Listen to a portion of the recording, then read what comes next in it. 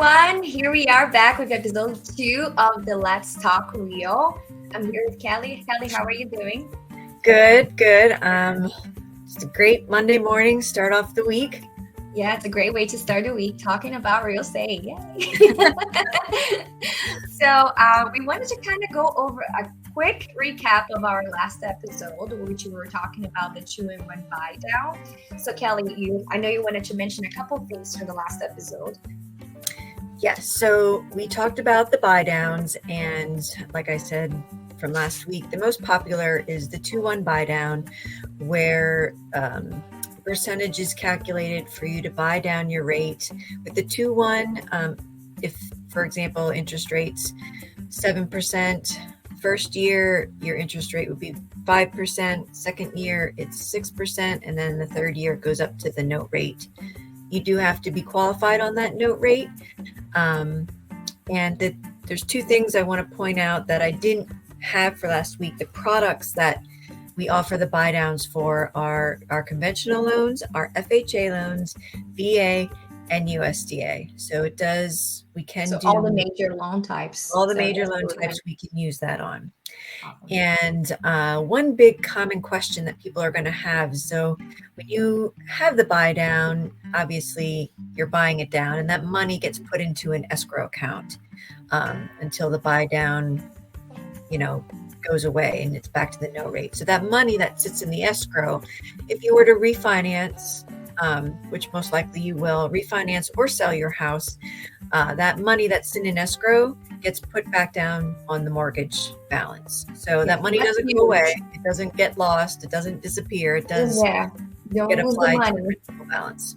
Yeah. So, and buy downs, if it makes sense for you, for first-time home buyers, they're probably the biggest type. But if you're planning on living in your house for the full 30 years, 25 to 30 years, then it might make sense to just buy down your rate for the life of the loan. So, you do what makes sense for you, because everybody's situation is different. But That's a little recap of what we talked about last week. Yeah, that's very important. I know we had a lot of people asking about, do I lose the money or not? And no, you do not. You just get applied. Yep. Awesome. Okay, so today the topic is going to be all about the first-time home buyer grants. And we're going to be explaining to you the local available grants that we have here for Cumberland County, Dauphin County, Lancaster County. If you have questions about other counties, Perry, Franklin, Adams, just let us know. We can do some further research for you. But for today, we're going to be focusing on those 3 counties. But we always have our myth of the day. So today, myth of the day is, a lot of people think that we have to put 20% down payment in order to qualify for a loan or buy a house. And that's not true, right, Kelly? That's correct. Definitely not true. So, yeah. Go ahead. I was like, yes, a lot of people think that. And I think the biggest reason that there is that myth, this misconception, is because the recommendation is, if you are able to put 20% down, it's better, because then you get rid of what's called the PMI, the private mortgage insurance, that the bank will charge if you borrow more than 80% of the value of the home. And Kelly can probably explain a little further what that PMI is and why is it applied for by the bank on a loan. Yes. So like Nini said, with private mortgage insurance, if you're not putting 20% down, you will have to pay it. And there's different tiers. So if you're putting 10% down or 5%, actually we have our first-time home buyer conventional that you only have to put 3% down. And then you also have FHA, that's 3.5% down. So private mortgage insurance protects the lender. So if you don't put 20% down, you're paying that private mortgage insurance to the lender. And if you were to go into default for whatever reason, because everybody's situation is different, whether it's divorce or, hardship, then it protects the lender. So that private mortgage insurance protects the lender if you were to go into default on your loan. That's why you pay it. But like I said, there's different tiers. So if you put 15% down versus 10%, you're going to pay less in private mortgage insurance than you would if you put. So the more you put down, the less mortgage insurance that you pay. Because there's less liability on the bank. Correct. Yeah. So, and all the products, the private mortgage insurance goes away at 78% loan to value. Mm-hmm. It should automatically go away. Yeah. But if you pay attention to your principal balance, if you know, and I can always, the lender, whether it's me or whoever it is, they can always calculate what that number would be once you get to the 20%. You can call your lender and have it removed. So if you don't call and have it removed, it will automatically get removed at 78%. But if it gets down to the 20% mark, you know what that number is, you can call and have it removed. So important thing to point out too is with the way the market has been rising a little faster than usual, you may be able to build equity faster than the normal time frame expected. So your house value will go up, which means if you believe, and you can always talk to your realtor to get some sort of estimated value for your property, but if you believe your value of your home is at a certain point where you actually have already 20% equity into the property, you actually can request a new appraisal from the bank and get that PMI removed much sooner than the calculated time from the purchase date. So that's something to keep in mind as well. That's why it's so important to stay in touch with your realtor and then now also get those updates on home value, because that could happen in 3 years instead of 5-6 years. So it's pretty key, and you probably could be saving $100 to even $200 on monthly payments from PMI. Right. And so that is correct. You can definitely get an appraisal done and show that to the lender to get it removed. But if you don't do that, then obviously, like I said, at 80%, you can always call your lender. If you have your original appraisal on the property, then you can determine what that number is yourself and then call and have it removed. So on your monthly mortgage, as you pay down your mortgage, your payment should change. It should get lower, not your principal and interest, but that private mortgage insurance, that should be less each year as you're paying down on your mortgage, because it is based on what that loan to value is. So if that makes sense. And if anybody has any questions on it, don't hesitate to reach out to me. I can go into more detail on it, because it's definitely a huge myth that, nobody wants to pay private mortgage insurance, and we get it, but it's, it's part of owning a home, and it's, you don't not have everybody can put 20% down to get rid of it. So one thing that is good to point it out to, the reason why the VA, the military loan, is so appealing as well, it's because there's no PMI on the VA loan, right? So correct. So there's no PMI on VA or USDA. However, they're both two different products. They're both government, but with VA, if you are exempt from the fee that you have to pay, then you don't have the fee that's financed into your loan. So the same with USDA. There's a USDA fee that gets financed in the loan. It's a very small percentage of the loan amount, and it gets financed into it. So when you settle, even though your purchase price is $200,000, your loan amount might end up being like $201,500. Because that's how it's financed into your loan. It's not a high fee. It's not, anything that makes a difference on the payment. But the key thing to those two types of loans is you don't have to put any money down. So if you're a veteran, and another myth too is if you're a veteran, you can, if you're able to get your certificate of eligibility renewed, you can purchase a second home using your eligibility. So that is another small myth for veterans. Yeah, that's true. Yeah.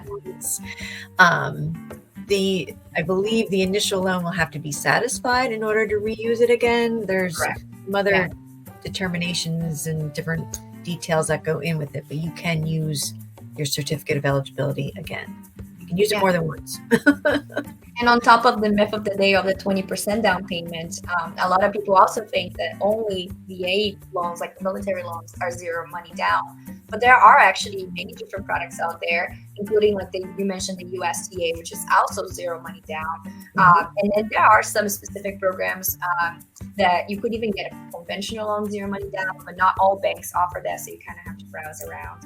But there are some opportunities out there, and the most common ones are like conventional 3%, FHA 3.5%, USDA 0, but it's only for certain areas. It's limited by agricultural areas.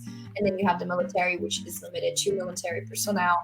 But there are opportunities out there. So the more you talk to a loan officer to understand your options, the better that's for you, because there's tons of different options for you out there. Correct. And I believe it was the Harrisburg area with so USDA has to be a certain type of property in a rural area. And I believe Harrisburg has expanded their region in Dauphin County to have more properties that are eligible for USDA.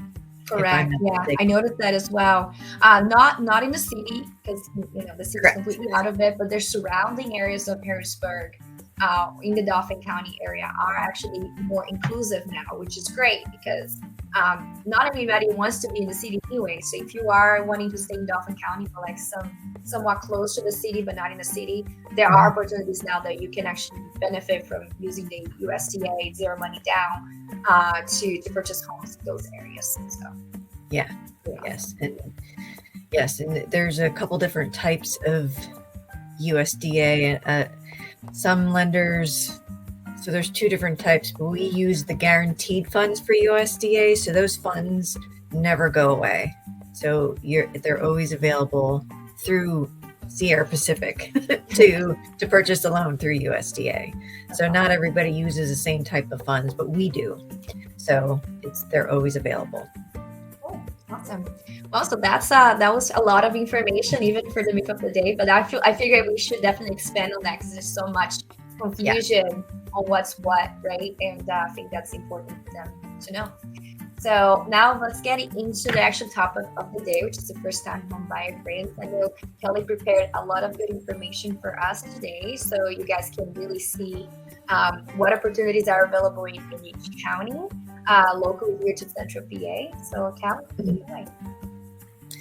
So I'm going to go over 4 different counties: York County, Lancaster County, Dauphin County, and Cumberland County. So first-time home buyer, there's a couple things that determine whether you're a first-time home buyer. And the first one is if you haven't owned a home within the last 3 years, you would be considered part of that criteria. Also, if you were displaced by a divorce for whatever reason, and you're ready to purchase a new home, you would be considered a first-time home buyer. And also, if you lived in a mobile home that where you paid rent, so you weren't owning the land, right? The land lease. Correct. Then you're looking to purchase a home that's not a mobile home, you would be considered a first-time home buyer. So, and that criteria goes into all 4 of these programs. So I am going to go over Tenfold through York and Lancaster first, because they are very similar in their main criteria. So with Tenfold, it goes along with our FHA program. So you can only have an FHA loan type with Tenfold through York and Lancaster. The criteria for each of them is a little different when it comes to they each have an income limit. It all depends on how many members in the family. And it is based on household, correct?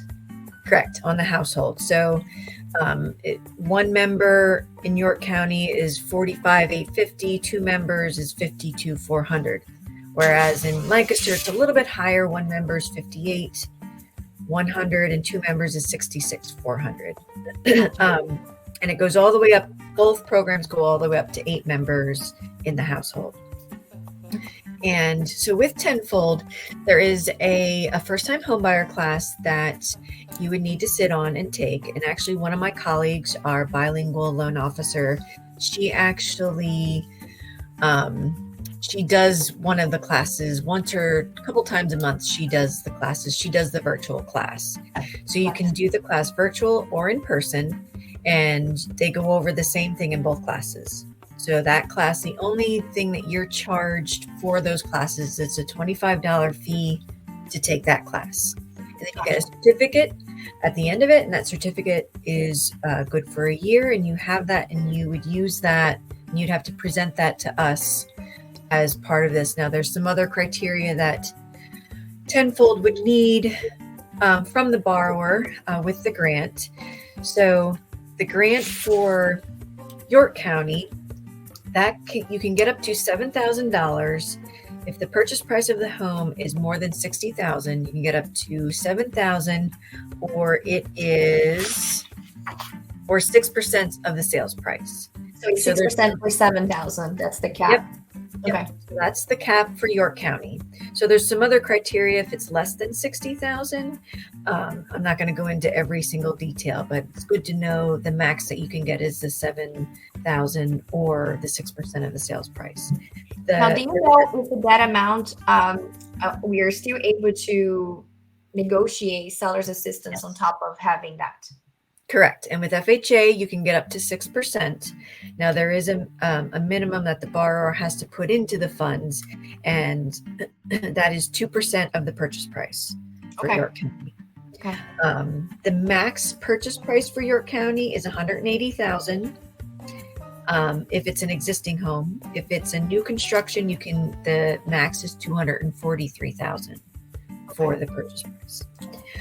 With both York and Lancaster, the grant that you get it's not forgivable.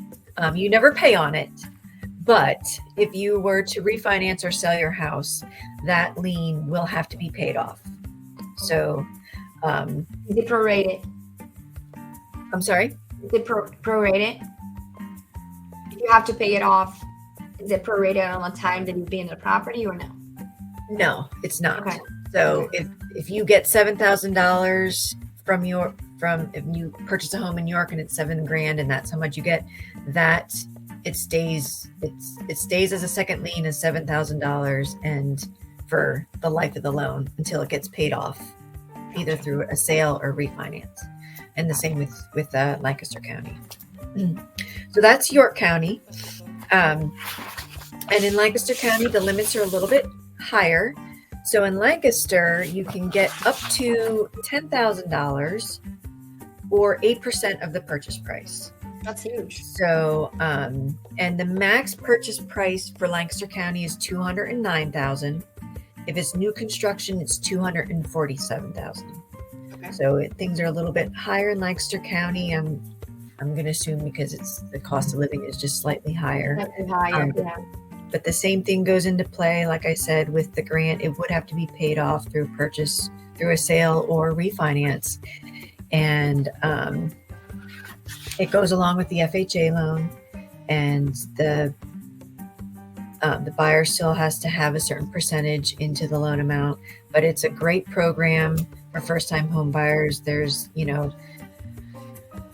a lot of people who use both of these programs. And like I said, it's the same thing. They still have to take that full day first-time home buyer class, and has the income limits up to 8 members. But it's a very popular first-time home buyer program in Lancaster and York County. So, and with FHA, one real quick thing, the minimum credit score requirement for these programs is 620. Okay. So most of our programs, most of our programs for first-time home buyers is 620 across the board. The only one that's not is the USDA, and that's 640, the mid credit score. Gotcha. So I'm going to go into Dauphin County, and with Dauphin County, you can get up to $3,000 in down payment assistance, and with all these programs, so the down payment that $3,000 goes towards down payment, and anything above and beyond that will go towards closing costs. Like it doesn't go away. It's if you get the 3,000, it goes towards everything. Gotcha. And again, there are income limits. So with Dauphin County, your household income cannot exceed 80% of the Dauphin County median income, depending on the family size. So it's slightly different than Lancaster and York, the income limits, but that's how it's calculated through Dauphin County. Gotcha. And I have little PDF documents and all the details of all this. So if anybody's watching us right now and they want anything, they can reach out to me. Either call me, email me, and I can get this out to everybody. Yeah, So if you do want additional information from Kelly or myself, I always just leave a message here on comment on this live, and we can touch base back with you, or you can message us directly on our pages. We'd be happy to send that information to you or set up a call so we can talk about it as well. So, and Dauphin County, just like Lancaster and York, so this grant is not forgiven. So it would have to be paid off if they ever sell or refinance. But one thing that is a little different between Lancaster, York, and Dauphin is if the homeowner refinances, they can have that second mortgage resubordinated to be still part of the loan. So, okay. So if it's refinanced, they don't have to have it paid off. They can subordinate it to the new home. So, but it would still be there as a lien if they were to ever sell it. So that is a little different from the other two. And instead of timing that those non-forgivable, down payment assistance stay within the loan, like do they actually get spread out to the 30 years? Is that how it gets paid off? Just whatever that lien is, it just has to be paid off, if that makes sense. So there's no change in the amount. So Cumberland County is a little different, but with these, that amount, it still stays the same.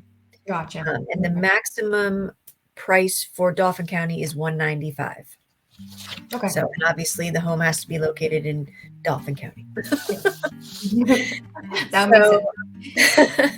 So the last one is Cumberland County, and this one is a little bit different on how this one's determined. They will match the buyer's contribution 3-1. So for every $1 the buyer uses to purchase the house, they will provide a $3,000 grant. And with their chart, that $3,000 goes to all households that are between 80% and 100% of the median income. So you can, in Cumberland County, you can get up to $5,000 if the annual income is less than the 80% median income. I see. So they have the same, it goes up to, the household size goes up to 8 people in the household, but their criteria and their chart's a little different because they have between the 80% to 100% median income and below 80%. And you can get up to $5,000. But the other thing that's different with Cumberland County is if you are in the home for 5 years, the grant gets forgiven. Oh, that's huge. So that's huge. So if you stay in your home for more than 5 years, the grant, whether it's $3,000, $5,000, whatever that amount is, it does get forgiven and that lien does go away. I highly recommend if you do that, you make sure that happens. So you don't have to worry about that. So and it's not prorated, right? On this case, that one is not prorated. So if you do sell prior to 5 years, like say 4 years and a half, you still have to pay the entire amount. You would still have to pay it back if you don't wait, if you are still in the home for 5 years. So whether you're thinking about selling at the 4-year mark, just wait another year at that point. Exactly. Otherwise you might have to pay that back. So So they're all great programs, and I have details, like specific details on all of them. So if anybody has any questions on them, I'd be more than happy to answer them or send this stuff out. They're really great programs for first-time home buyers. One question that I had about all of them, the person need to be working or living in the county that they're applying for the grants, or they just need to be purchasing on that county? Because I think there was some changes that happened within the last year, and I wasn't sure if they apply to these grants as well. You know? Well, with Tenfold, I don't know the answer to that question for Cumberland and Dauphin County, but I know for Tenfold, I believe you have to be living, and that is part of one of the things I have here, that they must live in Lancaster County for the past 2 years. So I believe that is still a thing with Tenfold for Lancaster and York. I don't know that I don't know the answer to that for the other two, but I can find out. Yeah, and you can confirm that for maybe our next episode when we do the recap. But I have a feeling that does apply for Cumberland and Dauphin, because it used to be. I'm sure that it. Yeah, used to be that you could purchase in the county, but I feel like now, I think it's been a year now that they changed where you need to either work on that county or live in that county already in order to be able to use the grant for that county as well. So yeah. I think that's the only thing that we can get confirmation on that. Yep, but I can. It's definitely for sure in Lancaster. And I don't know about York. Is York the same as Lancaster? It is. So it is the same. They would have to live within the York or Lancaster region for the previous 2 years. So there have been exceptions made, but that is definitely something to keep in mind. Yeah. Okay. Well, we'll get that confirmation to you guys on the recap next episode. I do want to do a quick brief summary of last week's market updates. I know I gave you guys a pretty comprehensive update on our first episode, so I don't want to go over all of that again because we haven't had that many changes. But for this past week, just to give you an idea on how the market is flowing. We had in Cumberland County, we had 31 new listings come in, but we also had 35 go under contract just last week alone. So that kind of shows you that overall, we still have a pretty strong sellers market, even through, going into the holidays, which is kind of scary to look at it. But I did mention about the more heated pockets of markets. So this kind of peakiness does not apply to all areas. It does apply to some more heated markets. So in some areas, the properties are sitting much longer, and in some areas are still pretty quick. So it really depends on the area. It's not even by city, it's sometimes by neighborhood. So, if you want to know if a specific area that you're looking to purchase is that more sellers or buyers market, just let me know and I'll do a specific research for that area. Now, in comparison to Cumberland, Dauphin County had 40 new listings, and then from the 40, 52 went on the contract. So that means whatever was leaving from the previous week got on the contract on last week. So we had more properties go under contract and new properties coming into the market. So that shows that we might have a lack of listings coming into this coming week. And then for Lancaster County, very similar. We had 49 new listings come in the market last week, and then 50 went under contract.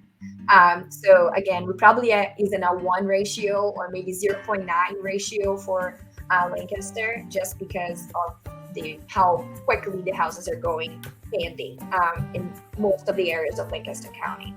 And then to give you a summary of what has closed last week, so we had 44 properties in Lancaster closed and settled, and then Dauphin had 35 and Cumberland had 27.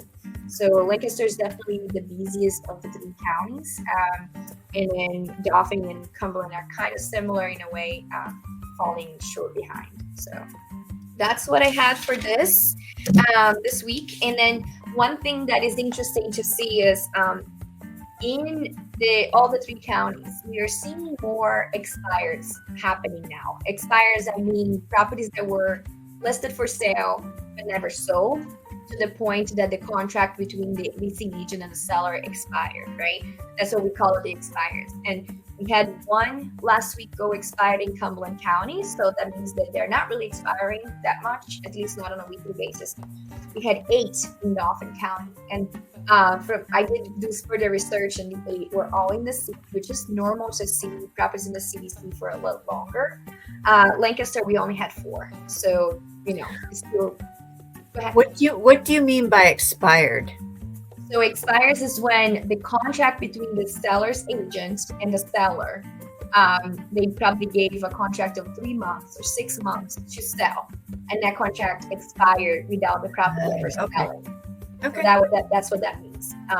So there are some properties out there that sat for so long to the point that the contract between that agent and that seller expired, and now they're still not sold and available. Those properties are usually the ones that we can get the best deals for our buyers, because if they ever come back on the market, which they probably would, it could be even beginning of this coming year, because a lot of people take their properties off the market throughout the holidays. They might be more eager to sell because they already tried and failed within probably at least 3 months. So it shows that we may have some better deals coming up in the next month or 2. Mhm. So that's it. That's the market update for this week.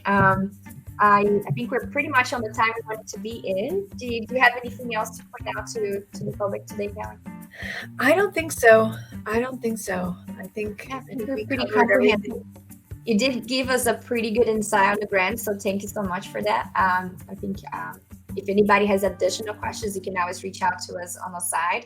And then next week, we're going to be bringing some more insights for you on the real estate market. So I look forward to talking to you guys soon. And Kelly, have an amazing day. Thank you so much. Thank you. You too. Bye-bye, guys.